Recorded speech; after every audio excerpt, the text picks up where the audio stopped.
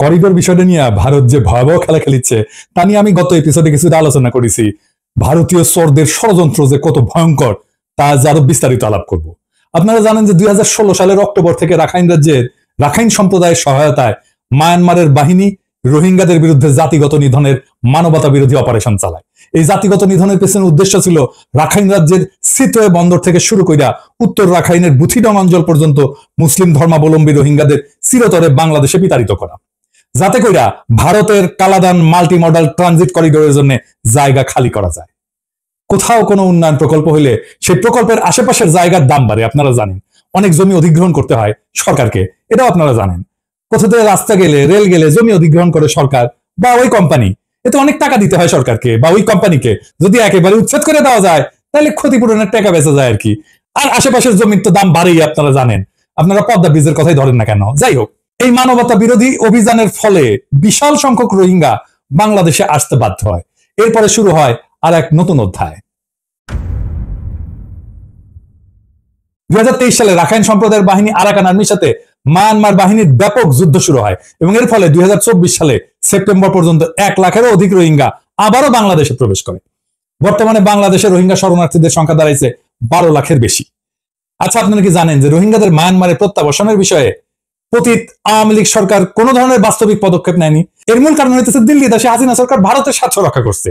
রোহিঙ্গারা ফিরে না আসুক, এটাই তো ইন্ডিয়া চায়। কারণ রোহিঙ্গাদের তারা যে কালাদান প্রজেক্ট করতেছে সেইখানে তো রোহিঙ্গাদের জমির উপরে সে স্থাপনা করেছে।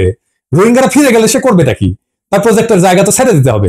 2017 সালে খুনি হাসিনার সরকার মায়ানমারের সাথে একটা লোক দেখানো চুক্তি করে, যা ছিল বাংলাদেশের স্বার্থ বিরোধী। ওই চুক্তি আলোচনার টেবিলে মায়ানমারে ওই সময় নিযুক্ত বাংলাদেশের রাষ্ট্রদূত তদানীন্তন পররাষ্ট্রমন্ত্রী মাহমুদ আলীকে উদ্দেশ্য করে বলছিল যে আপনি মন্ত্রী হইতে পারেন, কিন্তু রাষ্ট্রদূত হিসেবে আমি প্লেনিপটেনশিয়ারি।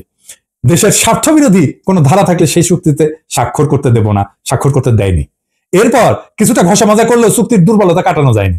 এতে বাংলাদেশের শরণার্থী হিসেবে অবস্থানরত রোহিঙ্গাদের কারা কারা মায়ানমার থেকে আসছে তার ভেরিফিকেশন মায়ানমার সরকারের হাতেই ন্যস্ত হয়। এই চুক্তি স্বাক্ষরের পর হাসিনা সরকার কয়েক দফায় 8 লক্ষ রোহিঙ্গাদের একটা তালিকা মায়ানমার সরকারকে ভেরিফিকেশনের জন্য দেয়। কিন্তু চুক্তিতে সম্পাদনের পরে দীর্ঘ 7 বছর ধরে হাসিনা সরকার একজন রোহিঙ্গার ভেরিফিকেশনও আদায় করতে পারে নাই। আগে বলছি, হাসিনা সরকার রোহিঙ্গাদের মায়ানমারে প্রত্যাবর্ষণের বিষয়ে কোনো দৃশ্যমান প্রচেষ্টা গ্রহণ করেনি, করবেও না। শেখ রেহানা তার বোন হাসিনার উদ্দেশ্যে নাকি বলেছিল যে সে নাকি 16 কোটি বাংলাদেশিদের খাওয়াইতেছে, ভাত খাওয়াইতেছে। সুতরাং কয়েক লাখ রোহিঙ্গাদের খাওয়ানোটা তার জন্য কোনো ব্যাপারই না। শুনেন, বিশেষ করে আমার ছোট বোন, ও আমাকে বললো যে তুমি 16 কোটি মানুষকে ভাত খাওয়াও, তুমি কি আর কয়েক লক্ষ লোকের খাওয়া দিতে পারবে না? আর কয়েক লক্ষ লোকে খাবার দিতে পারবে না? এটা আমার ছোট বোন রেহানা, ওরই কথা। হাসিনার এই বাগাড়ম্বরের ফলে আন্তর্জাতিক মহলে ধারণা হয় যে রোহিঙ্গারা আর ফিরে যাবে না এবং রোহিঙ্গাদের বাংলাদেশে থাকার ব্যাপারে বাংলাদেশ সরকারের কোনো আপত্তি নাই, তারা থেকে যাবে বাংলাদেশে। প্রত্যাবর্ষণের বিষয়ে হাসিনা সরকারের এই ভূমিকায় আন্তর্জাতিক এজেন্ডায় রোহিঙ্গা ইস্যুটা ঝরে পড়তে থাকে। বাংলাদেশে এ নিয়ে আলোচনা প্রায় বিলীন হয়ে আসে। বিষয়টা দেশে বিদেশে প্রায় মৃত অবস্থায় চলে যায়। ইতিমধ্যে রোহিঙ্গা শরণার্থী শিবিরকে কেন্দ্র করে গড়ে ওঠে আর এক ভয়ঙ্কর খেলা। কি সেই খেলা? গড়ে ওঠে এক বিশাল ইয়াবা চোরাচালান বাণিজ্য। অনেকের ধারণা এই বাণিজ্য থেকে প্রত্যেক বছরে মোট উপার্জন হয় 500 মিলিয়ন মার্কিন ডলার। এই বাণিজ্যে ঢুকে পড়ে আওয়ামী দুর্বৃত্তরা। এর ফলে দেশের যুব সম্প্রদায়ের একটা উল্লেখযোগ্য অংশ মাদকাসক্ত হয়ে পড়ে। ইয়াবা সাম্রাজ্যের নেতা হিসেবে উঠে আসে কক্সবাজারের এমপি ইয়াবা বদির নাম। শোনা যায় ওবায়দুল কাদেরের গাড়িতে ইয়াবা পাঠাইতো বদি, যেন পুলিশ না ধরে আর কি। শুনেন, এটার একটা রিপোর্ট হয়েছে আমার দেশে। এদিকে বদির মূল মদতদাতা ছিলেন ওবায়দুল কাদের। ক্ষমতায় থাকতে 2 মাসে একবার বিভিন্ন প্রোগ্রামের অজুহাতে কক্সবাজারে যেতেন তিনি। অনির্ধারিত সফরে তিনি চলে যেতেন টেকনাফেও, উঠতেন বদির ডেরায়। কক্সবাজার সফরের সময় সড়ক পথকেই বেছে নিতেন তিনি। যে কটি গাড়ি নিয়ে তিনি কক্সবাজারে যেতেন, ফেরার সময় তার বহরে আরো 4-5টি গাড়ি বেশি যুক্ত হতো। এসব গাড়িতে বদির ইয়াবার চালান নিরাপদে ঢাকায় নেওয়া হতো। ওবায়দুল কাদের প্রায় কিন্তু যাইতো ওইদিকে গাড়ি নিয়ে। ইয়াবা বাণিজ্যের টাকা ভাগ শেখ হাসিনার হাত পর্যন্ত পৌঁছাইতো। একদিন ভোরে উঠে আমরা হঠাৎ করে আবিষ্কার করি ইয়াবা সাম্রাজ্যের পুলিশের প্রদীপ আর লিয়াকতের হাতে খুন হয় মেজর সিনহা। সুতরাং বুঝতেই পারতেছেন, হাসিনা ক্ষমতায় থাকলে রোহিঙ্গারা মায়ানমারে তাদের বাপদাদার ভিটায় আর কোনোদিন ফিরে যেতে পারতো না। প্রফেসর ইউনূসের অন্তর্বর্তীকালীন সরকার প্রতিষ্ঠিত হওয়ার পর গত 9 মাসে রোহিঙ্গা সংক্রান্ত কার্যক্রমে মৌলিক পরিবর্তন হয়েছে। আপনারাও সেটা লক্ষ্য করছেন। কি সেটা? 3টা গুরুত্বপূর্ণ পরিবর্তন হয়েছে। প্রথমত, দায়িত্ব গ্রহণের পরপরই গত সেপ্টেম্বরে জাতিসংঘ সাধারণ অধিবেশনে রোহিঙ্গা প্রসঙ্গটি তুলে আনেন প্রফেসর ইউনূস এবং বিশ্ব সম্প্রদায়কে রোহিঙ্গা বিষয়ে একটা আন্তর্জাতিক সম্মেলন আয়োজন করার আহ্বান জানান। জাতিসংঘ এতে তাৎক্ষণিকভাবে সাড়া দেন। জাতিসংঘের সকল সদস্য সর্বসম্মতিক্রমে এই বিষয়ে একটা উচ্চ পর্যায়ের আন্তর্জাতিক সম্মেলন আয়োজনের সিদ্ধান্ত নেয়। একটা জাতিগোষ্ঠীর বিষয়ে পূর্ণাঙ্গ জাতিসংঘ সম্মেলনের সিদ্ধান্ত অত্যন্ত বিরল একটা ঘটনা। প্রফেসর ইউনূসের এই একটা পদক্ষেপের কারণে গণখনি হাসিনার হাতে চরমভাবে অবহেলিত রোহিঙ্গা ইস্যুটা এভাবেই আন্তর্জাতিক এজেন্ডার একেবারে শীর্ষ একটা স্থানে উঠে আসে। দ্বিতীয়ত যে বিষয়টা হলো, একই সাথে অন্তর্বর্তীকালীন সরকার রোহিঙ্গা সমস্যার প্রকৃত সমাধান যে রোহিঙ্গাদের মায়ানমারে প্রত্যাবর্ষণ বা রিপাট্রিয়েশন সে সম্পর্কে আন্তর্জাতিক ঐক্যমত গঠনেও সক্ষম হয়। এর একটা বড় নিদর্শন ছিল গত মার্চে জাতিসংঘ মহাসচিবের পরিষ্কার উচ্চারণ যে প্রত্যাবর্ষণই রোহিঙ্গা সমস্যার একমাত্র সমাধান। তৃতীয় যে বিষয়টা হলো, প্রত্যাবর্ষণ যাতে বাস্তবায়িত হয় তার প্রাথমিক পদক্ষেপটাও অন্তর্বর্তীকালীন সরকার গ্রহণ করতে সক্ষম হয়েছে। গত এপ্রিল মাসে ব্যাংককে বিমস্টেক সম্মেলনের সাইডলাইনে মায়ানমার সরকার সর্বপ্রথম 1,80,000 রোহিঙ্গাদের প্রত্যাবর্ষণের যোগ্য বলে ক্লিয়ারেন্স দিছে। মায়ানমারের পররাষ্ট্রমন্ত্রী এবং বাংলাদেশের রোহিঙ্গা বিষয়ক হাই রিপ্রেজেন্টেটিভ যৌথভাবে ক্লিয়ারেন্সের সিদ্ধান্তটি জানান। একই সাথে বাকি রোহিঙ্গাদের ক্লিয়ারেন্স প্রক্রিয়াতে ত্বরান্বিত করার প্রতিশ্রুতি দিল মায়ানমার। এটা ছিল একটা অসাধারণ অর্জন। এর আগে পর্যন্ত প্রত্যাবর্ষণ ছিল একটা থিওরিটিক্যাল ব্যাপার, কাগজে কলমে। এই প্রথম একটা বাস্তব সংখ্যা আদায় করতে পারলো বাংলাদেশ, যাদেরকে মায়ানমার নিতে রাজি হইল। কেউ কেউ প্রশ্ন তুলছে, মায়ানমারের এই 1,80,000 রোহিঙ্গার ক্লিয়ারেন্স দিলেও তারা কি ফেরত যেতে পারবে? পারবে না, কারণ রাখাইন রাজ্যের 90% এখন আরাকান আর্মির অধীনে, এখন সেখানে যুদ্ধ চলতেছে। কিন্তু বিষয়টাকে একটু বুঝে দেখি। কথা সত্য, তারা এখন ফিরে যেতে পারবে না। আরাকান আর্মি রোহিঙ্গা অধ্যুষিত অঞ্চলগুলো তাদের নিয়ন্ত্রণে রাখলেও এটা আমাদের মনে রাখতে হবে যে একটা সাকসেসর অ্যাডমিনিস্ট্রেশন হিসেবে বাংলাদেশ মায়ানমারের মধ্যেকার 2017 সালের চুক্তি মানতেও তারা বাধ্য। আন্তর্জাতিক আইন তাই বলে। আরাকান আর্মিও সেটা জানে। জাতিসংঘের মহাসচিব আরাকান আর্মিকে পরিষ্কার জানাই দিচ্ছেন যে তাকে আন্তর্জাতিক আইন মেনে চলতে হবে। এ কারণে আরাকান আর্মিও বলেনি বা বলতে পারেনি যে এই 1,80,000 রোহিঙ্গা তারা ফেরত নেবে না, কারণ সেটা হবে আন্তর্জাতিক আইনের খেলাফ। যে কোনো নতুন রাষ্ট্র যখন তৈরি হয়, বিদ্রোহীরা তারা জাতিসংঘের এই বিষয়টাকে মনে রাখে, কারণ জাতিসংঘে তাকে ঢুকতে হবে একসময়। সুতরাং আজকে হোক কালকে হোক রোহিঙ্গারা মায়ানমারে ফেরত যাবেনি। রোহিঙ্গাদের মায়ানমারে প্রত্যাবর্ষণের দরজাটা এমন ভাবে খুলে যাবে সেটা কালাদান মাল্টি মডাল ট্রানজিট প্রকল্পের নির্মাণকারী ভারত আগে থেকে ধারণা করতে পারেনি। ওদের মাথায় বাজ ভেঙে পড়লো। কালাদান প্রজেক্টের নিরাপত্তা বিধান করার জন্য এর আশেপাশে মুসলিমদের বসতি যাতে না থাকতে পারে সেই লক্ষ্যেই জাতিগত নিধনের আয়োজন করে বাংলাদেশে ঢুকা দেওয়া হয়েছিল 12 লাখ রোহিঙ্গাকে। তারা আবার ফিরে আসবে সেটা ভারতের পক্ষে কিছুতেই মেনে নেওয়া সম্ভব না। সুতরাং রোহিঙ্গা প্রত্যাবর্ষণের প্রক্রিয়াটা ভেস্তে দেওয়ার জন্য অপপ্রচারের উদ্দেশ্যে মাঠে নামালো সে তার এক লেসপেন্সারকে। কে সে? চন্দন নন্দী এবং তার সাঙ্গপাঙ্গরা। আমি আগের এপিসোডে বলছি যে এই চন্দন নন্দী বাংলাদেশে ভারতীয় রয়ের সাবেক কর্মকর্তার পুত্র। নর্থ ইস্ট নিউজ নামে এক প্রোপাগান্ডা পোর্টাল থেকে চন্দন নন্দী এই ডিসইনফরমেশন ক্যাম্পেইন শুরু করে। 15 এপ্রিল সে তার প্রথম প্রোপাগান্ডা পিস প্রকাশ করে, যেখানে সে বলে বাংলাদেশ নাকি মায়ানমারে আমেরিকার পক্ষে প্রক্সি যুদ্ধ করার জন্য রাখাইনে মানবিক সাহায্যের নামে একটা সামরিক করিডোর তৈরি করছে। দেখেন, রাখাইন রাজ্যের বিষয়ে আমরা এই প্রথম করিডোর শব্দটা ব্যবহৃত হতে দেখলাম। চন্দন নদী লিখলো যে টেকনাফে নাকি এই উদ্দেশ্যে একটা জায়গা নির্বাচন করে এই যুদ্ধের প্রস্তুতি না হইতেছে। মিস্টার নন্দী টার্গেট করলো হাই রিপ্রেজেন্টেটিভ ডক্টর খলিলকে। প্রবল মিথ্যাচারের আশ্রয় নিয়ে এসে বলল তিনি নাকি আমেরিকান নাগরিক এবং আমেরিকার পক্ষে তিনি মানবিক করিডোরের উসিলায় এই প্রক্সি যুদ্ধ অর্গানাইজ করতেছেন। রয়ের বাংলাদেশের স্টেশনশিপের পুত্র নন্দী দাবি করলো এই যুদ্ধের উদ্দেশ্য হচ্ছে মায়ানমার থেকে রাখাইন রাজ্যকে বিচ্ছিন্ন করা, যাতে ওই রাজ্যের সকল সম্পদ আমেরিকা লুটে পুটে খাইতে পারে। চন্দন নন্দীর এই কল্পকাহিনীর পুরাটাই ছিল মিথ্যা এবং কল্পিত ঘটনা বর্ণনা করে বাংলাদেশের জনগণের মধ্যে ব্যাপক বিভ্রান্তি সৃষ্টি করা। সে 3টা বিষয় ব্যবহার করছে বিভ্রান্তি সৃষ্টি করার জন্য। খুব চালাক মাল সে, বাংলাদেশের জনগণের সেন্টিমেন্টকে কাজে লাগানোর জন্য। প্রথমটা হচ্ছে বাংলাদেশের সার্বভৌমত্বের প্রশ্নে আমাদের স্পর্শকাতরতা আছে। সার্বভৌমত্বের প্রশ্নে আমরা এক কাট্টা হয়ে যায়, আমরা এটা কোনোদিন মাইনা নিই না সার্বভৌমত্ব যদি লঙ্ঘিত হয়। জুলাই বিপ্লবের একটা প্রধান উদ্দেশ্যই ছিল ভারতের কাছে প্রায় হারায় যাওয়া আমাদের সার্বভৌমত্ব পুনরুদ্ধার করা। দ্বিতীয়টা হচ্ছে বিভিন্ন মুসলিম দেশে আমেরিকার যুদ্ধের বিরুদ্ধে বাংলাদেশের জনগণের তীব্র নেতিবাচক মনোভাব।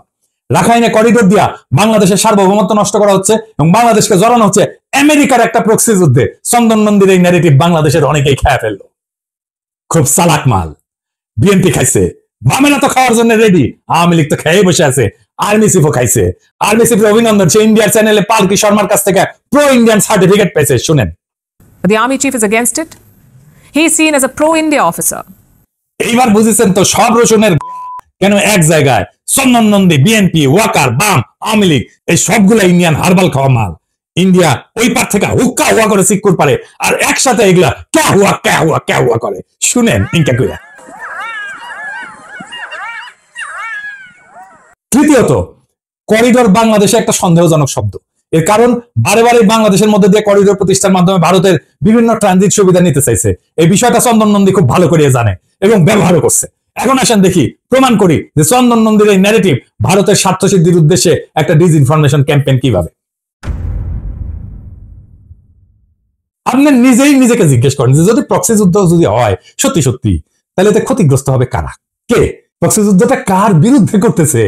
সবচেয়ে ক্ষতিগ্রস্ত হবে মায়ানমার, কারণ তার একটা অংশ বিদেশি শক্তি দখল করে নেবে, তাই না? তাই তো। সুতরাং মায়ানমার থেকে এর বিরুদ্ধে প্রতিক্রিয়া জানানোটা স্বাভাবিক। আজ পর্যন্ত মায়ানমারের কাছ থেকে তথাকথিত করিডোরের বিরুদ্ধে কোন ধরনের কথা আসেনি। তাইলে ওরা বুঝে না, কোন প্রতিক্রিয়া দেখায়নি, বরং বাংলাদেশের সাথে রোহিঙ্গা প্রশ্নে যোগাযোগ রেখে চলছে। করিডোর এবং প্রক্সি যুদ্ধ হলে দ্বিতীয় ক্ষতিগ্রস্ত দেশ হবে কে? অনেক বড় দেশ একটা, চীন। কারণ বঙ্গোপসাগর তথা ভারত মহাসাগরের চীনের সংযোগের যে বিশাল প্রকল্প সে নিছে, প্রচুর বিনিয়োগ করছে, বিলিয়ন বিলিয়ন ডলার, সেটা রাখাইন রাজ্যের উপর দিয়ে গেছে। রাখাইন রাজ্য আমেরিকার দখলে গেলে চীনের সর্বনাশ হবে, কারণ ভারত মহাসাগরের সাথে তার সংযোগ থাকবে না। আপনি ম্যাপটা দেখান, এডিটর সাহেব দেখেন তো, যদি এই রাজ্য যদি আমেরিকার দখলে চলে যায় তাহলে ওইখানে চীন ঢুকতে পারবে।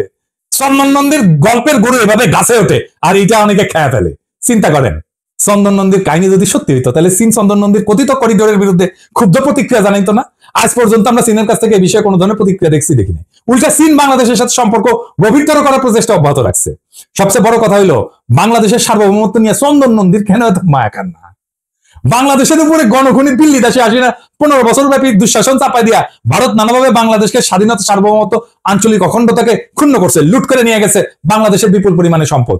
সেই ভারতের গোয়েন্দা সংস্থা রয়ের কর্মকর্তার পুত্র যখন বাংলাদেশের স্বাধীনতা আর সার্বভৌমত্বের জন্য কান্নাকাটি করে, তখন বুঝতে হবে ডাল মে কুছ কালা হয়। আমি আগের এপিসোডে বলছিলাম, পররাষ্ট্র উপদেষ্টা মিস্টার তৌহিদ হোসেনের করিডোর প্রদান সংক্রান্ত বক্তব্যটা চন্দন নন্দীর এই অপপ্রচারে আগুনে ঘি ঢালার মতো কাজ করছে। তার কাছ থেকে আমরা কোনো ব্যাখ্যা পাইনি উনি কেন এটা বলছেন। তবে হাই রিপ্রেজেন্টেটিভ ডেইলি স্টার একটা সাক্ষাৎকার স্পষ্টভাবে জানাই দিচ্ছেন, করিডোর নিয়ে কারোর সঙ্গে কখনোই অন্তর্বর্তীকালীন সরকারের কোনো ধরনের কথা হয় নাই, ফুল স্টপ। এই সাক্ষাৎকারের এই বিষয়ে অন্তর্বর্তীকালীন সরকারের অবস্থান পরিষ্কার করে বলা হয়েছে। আপনারা পড়ে নিতে পারেন, আপনারা দেখেন, আপনি খুঁজে পড়ে নিতে পারেন। তাহলে জাতিসংঘের সাথে কি আসলে করিডোর নিয়ে কোনো আলাপ হয় নাই? আপনারা জানেন নয়ন চ্যাটার্জি বলে একটা ফেক আইডিয়া আছে, কে চালায় আল্লাহ মালুম। তার পোস্টের মূল বিপদ বিষয় হয় সে এই 3 মাস বিপ্লবের সময় হাইবারনেশনে ছিল, শীত নির্দায় ছিল, হঠাৎ করে আবার জায়গায় উঠছে কিছুদিন আগে। তার পোস্টের মূল বিবেচ্য বিষয় হইতেছে ডেমোক্র্যাট। দুনিয়ার সব গ্যাঞ্জামের উৎস হইতেছে ডেমোক্র্যাটরা। করোনা হয়েছে ডেমোক্র্যাট, কারো জ্বর হয়েছে ডেমোক্র্যাট, বারেক মোল্লার পেটে বিষ হয়েছে সেটাও ডেমোক্র্যাট, বারেক মোল্লার মাইয়া আসার খাইছে সেটাও ডেমোক্র্যাট। করোনা ভ্যাকসিন দেওয়ার বিরুদ্ধে ক্যাম্পেইন চালাইছিল ওই। বাংলাদেশে একটা সিগনিফিকেন্ট অংশ করোনা ভ্যাকসিন দেয় নাই, তার প্ররোচনায় আজকে বুঝলাম ওই বিএনপি এই স্ট্যাটাসটা মারিছে। দেখেন, ওয়াকারের প্রশংসা করতে করতে ক্যাচ হয়ে পড়ে গেছে। ওয়াকার যে হাসিনার বোন জামাই, ওইটা নয়ন চ্যাটার্জির মনে থাকে না। এটা কারোই মনে থাকে না যে ওয়াকার বিপ্লবের সময় গুলি করছিল তার বাহিনীকে দিয়া। সে দেখাইতেছে খলিলুর রহমান 7 ফেব্রুয়ারিতে কইছে মানবিক করিডোরের কথা। উনি নাকি প্রচুর স্টাডি করে গবেষণা করে পোস্ট লেখে, উনি নিজেই কইছে। হয়তো কোন পত্রিকা থেকে দেখাইছে? দিল্লি স্টার। আচ্ছা পাঠক দেখেন তো ভালো করে, মানবিক করিডোরের কথা বলা হয়েছে না হিউম্যানিটেরিয়ান চ্যানেলের কথা বলা হয়েছে? হিউম্যানিটেরিয়ান চ্যানেলের বাংলা করছে মানবিক করিডোর। এই দুটো এক জিনিস? এই দুটো কি এক জিনিস? এক না তো, দুইটা কমপ্লিটলি আলাদা জিনিস। এই শয়তানিটা দিল্লি স্টার করছে ইচ্ছা কইরা। আপনি পাশাপাশি ওই আরেকটা নিউজ আরেকটা পত্রিকায় দেখবেন হিউম্যানিটেরিয়ান চ্যানেল বলছে, দেখছেন বিডি নিউজে? এইটাই পিক করছে গতকাল ওয়াকার সাহেব। সবগুলো বরাবর, নয়ন চ্যাটার্জি, চন্দন নন্দী, হাসিনা, আওয়ামী লীগ, বিএনপি, বাম, সবগুলা বরাবর, বুঝছাও? আচ্ছা আসেন বুঝে দেখি হিউম্যানিটেরিয়ান চ্যানেল আর মানবিক করিডোর কি জিনিস, কেন তারা আলাদা। হিউম্যানিটেরিয়ান করিডোর যেটা, এটা একটা সুনির্দিষ্ট ভৌগোলিক পথ বা এলাকা যা সংঘাতপূর্ণ অঞ্চলে মানবিক সহায়তা পৌঁছানোর জন্য বা বেসামরিক লোকদের সরায় নেওয়ার জন্য সাময়িকভাবে নিরাপদ রাখা হয়। এটার মূল বৈশিষ্ট্য হচ্ছে সাধারণত যুদ্ধরত পক্ষগুলোর মধ্যে একটা সাময়িক চুক্তির মাধ্যমে স্থাপন করা হয়। তার মানে বাংলাদেশ তো যুদ্ধরত পক্ষ না, বাংলাদেশের প্রশ্নই আসে না এখানে। এই করিডোরের মাধ্যমে খাদ্য, ওষুধ, চিকিৎসা সরঞ্জাম ইত্যাদি সরবরাহ করা হয় এবং বেসামরিক লোকদেরকে নিরাপদে সরায় নেওয়া হয়। যেমন এটা সিরিয়ায় হয়েছে, ইউক্রেন হয়েছে, গাজায় হয়েছে, এই ধরনের করিডোর ব্যবহার করা হয়েছে। হিউম্যানিটেরিয়ান চ্যানেলটা কি? এটা একটা প্রশাসনিক বা আর্থিক প্রক্রিয়া, সিস্টেম। এটা কোনো ফিজিক্যাল জিনিস না যা আন্তর্জাতিক নিষেধাজ্ঞা বা অবরোধের মধ্যে মানবিক সহায়তা পৌঁছানোর জন্য নির্দিষ্ট আর্থিক লেনদেনের পথ তৈরি করে। এটা আর্থিক লেনদেন, এটা মানুষ না, অস্ত্র না, যন্ত্র না। মূল বৈশিষ্ট্য কি? এই চ্যানেলের মাধ্যমে খাদ্য, ওষুধ, চিকিৎসা সরঞ্জাম ইত্যাদি সরবরাহের জন্য আর্থিক লেনদেনের অনুমোদন দেওয়া হয় রে ভাই। কমপ্লিটলি ডিফারেন্ট জিনিস এটা। উদাহরণ হিসেবে কাতারে প্রতিষ্ঠিত হিউম্যানিটেরিয়ান চ্যানেল ইরানে মানবিক সহায়তা পৌঁছানোর জন্য ব্যবহৃত হয়েছে। আমি আর একটা বিষয় লক্ষ্য করছি, আসেন সেই বিষয়টায় আসি। বিষয়টা হইতেছে যে চন্দন নন্দী তার প্রত্যেকটা কল্পকাহিনীতে টার্গেট করছে রোহিঙ্গা বিষয়ক হাই রিপ্রেজেন্টেটিভ ডক্টর খলিলকে, যিনি এখন জাতীয় নিরাপত্তা উপদেষ্টা হিসেবে দায়িত্ব পালন করতেছেন। করিডোর শব্দটা ব্যবহার করছে পররাষ্ট্র উপদেষ্টা, ডক্টর খলিল করে নাই। কিন্তু চন্দন নন্দীর উচিত ছিল তাকেই ধরা, তাই না? কিন্তু তাকে নিয়ে এসে কিছুই বলে না। সে ক্রমাগত অপপ্রচার এবং ঘৃণা ছড়াই গেছে ডক্টর খলিলের বিরুদ্ধে। আমি সবগুলো সংবাদ মাধ্যম ঘাইটে দেখলাম, আপনারা ঘাইটে দেখেন যে ডক্টর খলিল করিডোর দেওয়া নিয়ে কোথাও কিছু বলছে কিনা। তাহলে ডক্টর খলিলের অপরাধটা কি? দুইটা বড় অপরাধ করছেন। প্রথমত, রোহিঙ্গাদের প্রত্যাবর্ষণের দরজাটা তিনি খুলে দিয়েছেন, যা ভারতের হীন স্বার্থে বিরাট আঘাত হানছে। দ্বিতীয়ত, তিনি সুস্পষ্টভাবে বলছেন যে আমরা একটা স্বাধীন সার্বভৌম রাষ্ট্র, আমাদের জাতীয় প্রয়োজনে যার সাথে ইচ্ছা কথা বলবো, কে কি বললো তাতে আসে যায় না। আমরা একটা স্বাধীন পররাষ্ট্রনীতি বাস্তবায়ন করতেছি। এই কথা কি চন্দন নন্দীরা সহ্য করতে পারে না। সুতরাং আপনারা নিজেরাই বুঝে নেবেন ওরা কেন ক্রমাগত নিশানা করে তীর ছুটতেছে। আমি লিস্ট করে রাখছি কারা কারা চন্দন নন্দীর এই অপপ্রচারে সামিল হয়েছে। এরা সকলেই বাংলাদেশের শত্রু, রয়ের বিষ্ঠাভোগী চর। কিছুদিন আগে ইন্ডিয়া থেকে সপ্তাহের পর সপ্তাহ অপপ্রচার চালানো হয়েছিল যে বাংলাদেশে সংখ্যালঘুদের উপর ব্যাপকভাবে অত্যাচার চলতেছে এবং বিপুল সংখ্যক সংখ্যালঘু এতে নিহত হয়েছে। এই অপপ্রচারে ডোনাল্ড ট্রাম্প পর্যন্ত বিভ্রান্ত হয়ে একটা টুইট বার্তা দিয়েছিলেন ইলেকশনের আগে, মনে আছে না? আজকে কিন্তু সেই প্রচারণা আর নাই। আমরা ধৈর্য ধরেছিলাম যে একদিন সত্য প্রতিষ্ঠিত হবে এবং মিথ্যা দূর হয়ে যাবে। সংখ্যালঘু নিয়ে অপপ্রচারের ভাগ্যে তাই ঘটছে, সেটা বন্ধ হয়ে গেছে। করিডোর নিয়ে অপপ্রচারের ক্ষেত্রে কিছুকালের মধ্যে এটা সকলের কাছে পরিষ্কার হবে যে পুরাটাই ছিল রয়ের সাজানো একটা ভয়াবহ মিথ্যাচার। আমাদের কেবল একটু ধৈর্য ধরে থাকতে হবে। তবে আপনারা নিশ্চিন্ত থাকতে পারেন, বাংলাদেশ যদি ভারতের কাছে আত্মসমর্পণ না করে তাহলে আগামী দিনগুলোতে এই ধরনের অপপ্রচার চলতেই থাকবে। ভারতের লাই ফ্যাক্টরি বা মিথ্যাবাদের কারখানা থেকে প্রস্তুত এই সমস্ত অপপ্রচার রোধের একমাত্র ওষুধ এগুলোকে পাত্তা না দেওয়া। দেখবেন একদিন এমনিতেই এগুলো বন্ধ হয়ে যাবে। তবে আমাকে যেটা সবচেয়ে বিস্মিত করছে তা হলো বাংলাদেশের প্রধান রাজনৈতিক দল বিএনপি এবং ওয়াকার চন্দন নন্দীর এই করিডোরের ডিসইনফরমেশনকে বিনা প্রশ্নে মেনে নিছে। ওয়াকার তার প্রতিধ্বনিও করছে। বিএনপি কেন প্রশ্ন করেনি যে আমেরিকান প্রক্সি যুদ্ধের এই দাবির বিরুদ্ধে মায়ানমার অথবা চীন কেন কিছু বলে নাই? অথচ ভারতীয়রা এই নিয়ে হইচই করতেছে। কেন প্রশ্ন করে নাই যে চন্দন নন্দীর মতো একজন সুপরিচিত রয়্যাল লোক কেন বাংলাদেশের স্বাধীনতা সার্বভৌমত্ব নিয়ে কান্নাকাটি করতেছে? চন্দন নন্দী তার একটা অপপ্রতিবেদনে উল্লেখ করছে যে কতিপয় আমেরিকান বিমান বাহিনীর কর্মকর্তা নাকি তথাকথিত প্রক্সি যুদ্ধের একটা বিশেষ মিশনে এসে ঢাকার ওয়েস্টিন হোটেলে উঠছে। সেদের নামও উল্লেখ করছে। আমি নিজে খোঁজ নিয়ে দেখছি ওই নামে কেউ ওই তারিখগুলোতে ওয়েস্টিন হোটেলে উঠেই নাই। করিডোর করে উঠতে যেতে হয় লাফালাফি করার আগে বিএনপির তো উচিত ছিল এই তথ্য সঠিক কিনা যাচাই করা। ওয়াকারের তো উচিত ছিল গোয়েন্দা পাঠানো। আমি হাজার হাজার মাইল দূর থেকে সহজে যে কাজটা করতে পারলাম, আর লাখ লাখ নেতা কর্মী থাকা সত্ত্বেও, গন্ডায় গোয়েন্দা থাকা সত্ত্বেও বিএনপি কি ঢাকায় বসে সেই কাজটা করতে পারতো না? ওয়াকার কি ঢাকায় বসে সেই কাজটা করতে পারতো না? চন্দন নন্দীর আরো একটা ডিসইনফরমেশন প্রতিবেদন বলছে টেকনাফে নাকি আমেরিকানরা যুদ্ধ প্রস্তুতি স্থান নির্বাচন করছে। টেকনাফে কি বিএনপি কোনো নেতা কর্মী নাই নাকি সবাই মরে গেছে? তাদের মাধ্যমে কি বিএনপি অপতথ্যটা যাচাই করতে পারতো না? ওয়াকার কি যাচাই করতে পারতো না টেকনাফে আর্মি নাই?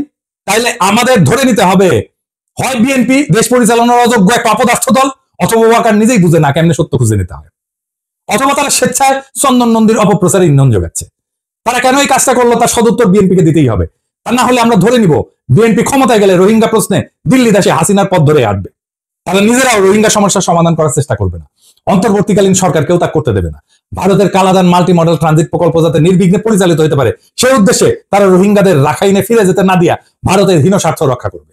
এই বিএনপি কি তাহলে আমি 2.0? আমরা আরো ধরে নেব কক্সবাজারের পুরাতন বদির বদলে বিএনপি ক্ষমতা পাইলে নতুন একজন বদিকে মাদক সম্রাট হিসাবে অধিষ্ঠিত করবে। আমরা তার চেহারাটা কিছুটা হইলে আন্দাজ করতে পারি আর কি। আগামীতে হয়তো আমরা মেজর সিনহার মতো আরো অনেককে খুন হতে দেখব। এইসব প্রশ্নের গ্রহণযোগ্য জবাব জাতির কাছে বিএনপির প্রকৃত নেতা জনাব তারেক রহমানকে দিতে হবে, কারণ তিনি নিজেই তথাকথিত করিডোর কথাটি ব্যবহার করে বস্তুত চন্দন নন্দীর অপপ্রচারকেই পুনঃপ্রচার করছেন। এইবার আইটি উপদেষ্টাকে বলি, আপনারা বসে বসে এই চন্দন নন্দীর এই বালসালের এই লিঙ্ক বন্ধ করে দিতে পারেন না বাংলাদেশে? সে একটার পর একটা অপপ্রচার চালায় যাবে বাংলাদেশের বিরুদ্ধে, ওই লিঙ্কটা বন্ধ করে দেওয়া উচিত আপনাদের। আমি বিশ্বাস করি অন্তর্বর্তীকালীন সরকার চন্দন নন্দী এবং বাংলাদেশে তার অনুগত কুলাঙ্গারদের এই সমস্ত অপপ্রচার বিচলিত হবেন না। আপনারা রোহিঙ্গাদের প্রত্যাবর্ষণে আপনাদের প্রচেষ্টা অব্যাহত রাখেন। বিষয়টাকে ইতিমধ্যে আপনারা অনেক দূর আগে নিছেন। 8 বছরে যা হয়নি 8 মাসে আপনারা তাই করছেন। রোহিঙ্গাদের মায়ানমারে প্রত্যাবর্ষণের এটাই আমাদের লাস্ট চান্স। এই সরকারের আমলে যদি রোহিঙ্গা প্রত্যাবর্ষণ শুরু না হয় তাহলে আমি গভীরভাবে শঙ্কিত যে আগামী সরকার তা আদৌ করবে কিনা। আমাদের সবাইকে মনে রাখতে হবে রোহিঙ্গাদের যদি আরাকানে ফিরায় নেওয়া না যায় তাহলে বাংলাদেশ রাষ্ট্রবিহীন বিভিন্ন জনগোষ্ঠীর একটা ডাম্পিং গ্রাউন্ডে পরিণত হবে। দেখতেছেন না ইন্ডিয়া পুশিং করতেছে, আগামীতে আরো দেখবেন অবৈধ বাংলাদেশি তকমা দিয়া ভারত থেকে বিপুল পরিমাণে মুসলমানকে বাংলাদেশে বিতাড়িত করা হচ্ছে। এই মুহূর্তে অবৈধ বাংলাদেশে অবৈধ করে ভারতীয় লোকজনদেরকে পুশিং করে ভারত সেই ইঙ্গিতই আমাদেরকে দিচ্ছে। এটাই হচ্ছে বাংলাদেশের বিরুদ্ধে ভারতের চূড়ান্ত লক্ষ্য। চন্দন নন্দী আর তার ভারতীয় দেশীয় অনুচরেরা এই লক্ষ্যকে আগায় নেওয়ার জন্য বাংলাদেশের বিরুদ্ধে নিরন্তর কুৎসিত অপপ্রচারে লিপ্ত হয়েছে। আমরা কোটি কোটি প্রাণ কোরবানি দেওয়া হইলেও তাদের কোনোভাবেই জিততে দেব না, ইনকিলাব জিন্দাবাদ।